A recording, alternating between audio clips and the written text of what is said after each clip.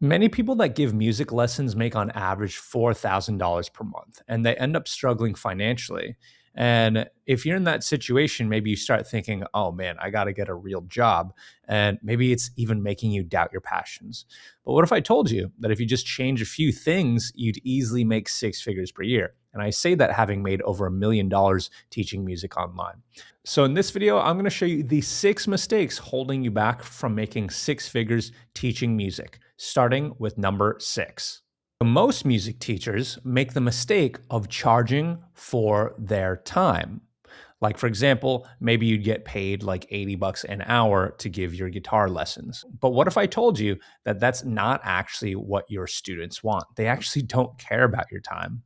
What you want to do instead is you actually want to sell the transformation. For example, if somebody came to you for guitar lessons, what do you think would be more valuable? An hour for your time or the ability to play Jimi Hendrix solos, assuming that that's what they wanted to do? Hopefully, you can kind of start to see that this second option is way more valuable. And when you frame what you're offering them around the results as opposed to your time, then you can charge 10 times more money for that. But let's talk about the next common mistake. Here's the thing. Let me tell you a story. So there was a phase where I was getting students and I was making starting to make an okay, decent amount of money. But the problem was that I was overworking myself. And this was bad in two ways. First is that I didn't have any availability to take on more students. And second of all, I wanted to have a personal life and I wanted to find a girlfriend. And so, in other words, I was time broke. I just couldn't do anything. I was like starting to resent what I was doing and I was just working way too late. I would literally work from like 9 a.m. to 10 p.m. every single day. So, how do we get over this? Well, we want to stop doing one on one lessons. And instead, what you want to do is group coaching. And I know what you might be thinking. You might be thinking that, hey, this is really scary because maybe your students might not like that. Maybe they might feel too vulnerable practicing their music while there's other people around. But I found that students actually like it more because it normalizes the progress journey for them. Think about it this way. If a student is struggling with the problem, do you think that it will make them feel better or worse if they saw that other people also dealt with that problem and eventually could figure it out? Hopefully, that makes things a little bit more obvious. So now at this point in my career, now that I'm doing this and I'm pretty much only doing group coaching for when I teach music lessons, at this point, I only have to do 4 coaching sessions per week. And all the remaining time, I could spend that time on actually like getting more customers and sort of doing things that actually like, move the needle in terms of like make me more money. So, and on top of that, after I did this, it freed up more time for my personal life and I was able to find the love of my life. So, I can preach that this was personally a huge game changer for me. By the way, if you want to go deeper into doing any of this, I laid it all out in more detail in a free training you can get by clicking the link in the description. In addition, if you want to chat with someone who's done this before me and want help mapping this to your situation, it'll show you how to book a time to chat with me. So click the link below if you're interested in any of that. So let's move on to talking about the next mistake that most music teachers make. So the way that most people sell music lessons is that the student pays money up front, and then on the lesson, that's the first time you guys try to figure out what your student wants to do and you make progress towards that.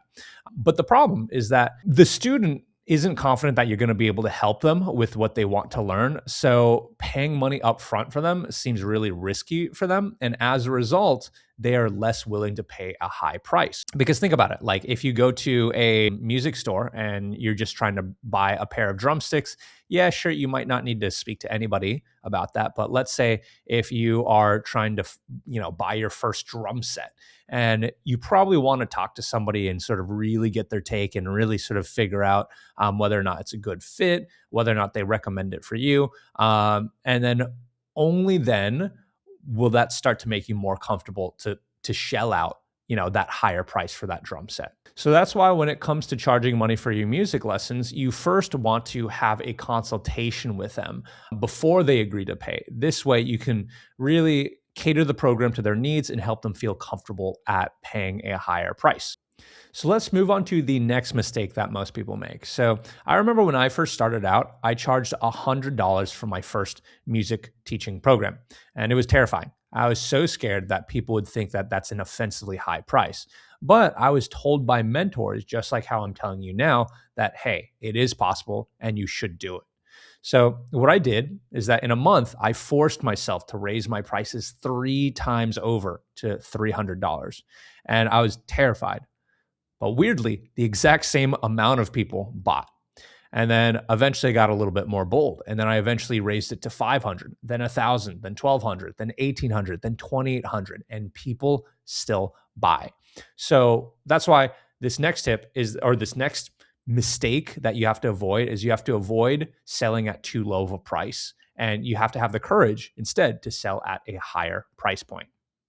So, this next common mistake is very interesting. So, it's really easy to fall into the trap of thinking that if you sell video courses, it's really good passive income and you never got to, work a day in your life. You could kind of sit on the beach and let all the dollars roll in.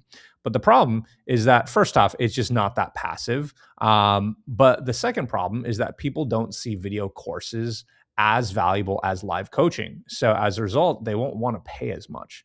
And I can tell you that video courses, you could probably only charge about a tenth, maybe, of sort of the amount that of the price that you can charge for live coaching. So yeah.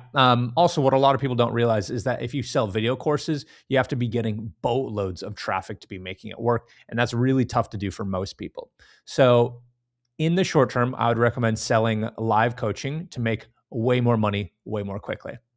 So now let's move on to the final and most important tip. So this is the biggest thing that held me back. And whenever I looked to the side of me, everybody seemed to be doing things one way, maybe selling music lessons for $80. And it really reinforced the narrative that I had to, do what other people were doing, that I was only worth that much, my teaching skills. But the thing is, you really have to have the courage to do something differently. You have to have the courage to, take action on the things that I'm telling you, even though it might be wildly different than what you're seeing your peers do. And the thing is, it might cause some negative energy from some of your peers. They might think, "Oh man, like the audacity that this person has to be charging higher prices, so on and so forth." But at a deeper level, you need to prepare yourself for success. Because the thing is, you have to ask yourself, what if you succeed? Because that might lead to an entire identity change into someone who is actually successful and thriving. So you have to ask yourself, are you ready for that? Are you ready to let go of your identity of as a starving musician? And even though on the surface that seems obvious, like, oh yeah, I want to do it, but identity change is scary for a lot of people, and you have to have courage to take the actions to go towards that identity shift. So as a reminder, don't forget to click the link in the description if you want a more in-depth training about how to pull all of this stuff off. And if you want to chat with me about your situation, I can help figure out kind of how to map this process of making money to your situation. So click that link below if you're interested in that. And that was the 6 common mistakes that prevent people from making 6 figures teaching music.